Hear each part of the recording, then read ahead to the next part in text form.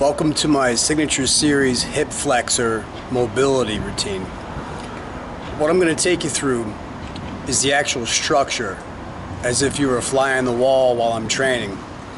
So there won't be a lot of talk. In fact, there won't be any talk. I'm just going to be going through the moves. This is a supplement to the manual that you have that has a detailed breakdown of all the stretches, as well as all the single videos one by one that make up the library for the Hip Flexor Series. A couple of things before we get started, three actually. First is this: I don't do any warm-up before I do this. I do this in a way where a warm-up is created, not a tremendous warm-up. Second thing, you're going to be a little sore from doing this. Push through it. It's a unique kind of soreness. Hip flexors, as you know, they're tight from people, from us sitting down all the time and stuff. So if you ever have pain when you stand up, that's that, like it's just a general ache. That's that whole hip flexor area. And it's not that your hip flexor is necessarily tight, it's the fascia tissue all around the quads and all other fancy, medical terms that have to do with musculature. So you're gonna be a little sore, but this is well worth paying the price to do it. The total on time I spend is around 30 minutes.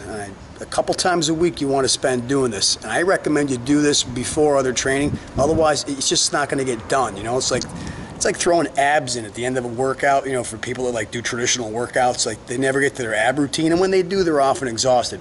So because mobility involves a lot of articulation, I don't believe in doing it as an add-on. You need to be fully focused.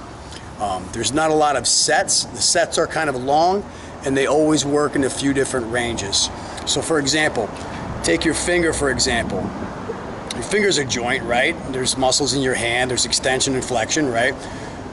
So your finger goes up to a certain point. This is called the soft stop, or stop one. Then there's a point where you can push through, but it's not exactly comfortable, but there's no pain, but there's resistance and uncomfortability. That's called stop two, or hard stop. And then I have what's called the prom stop, P-R-O-M, past range of motion. And we're going to use our body weight to get there by loading up the joints. All right, so those are the three things I want you to keep in mind.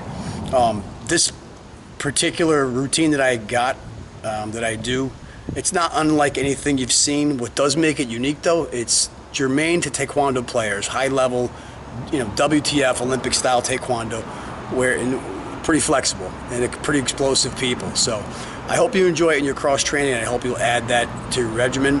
It's stuff that if you come to one of my regular, commercialized classes, it's tough to get this kind of rigorousness into your regimen to get the benefits that are going to really free you up and liberate you and just reveal your natural self-expression as an athlete. Let's get started.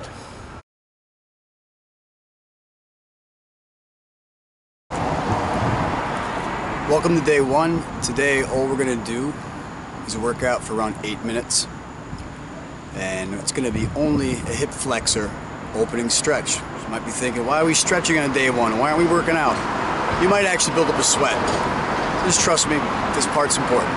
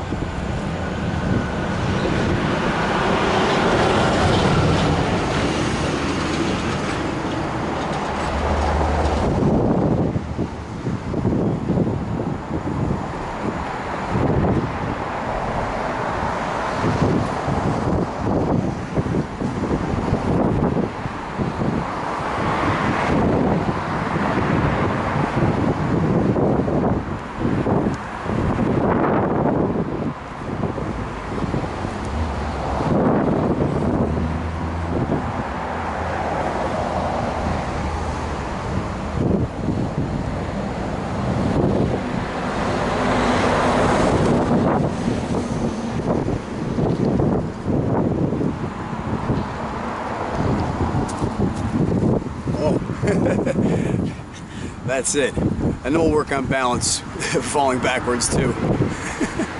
Cut. See you tomorrow.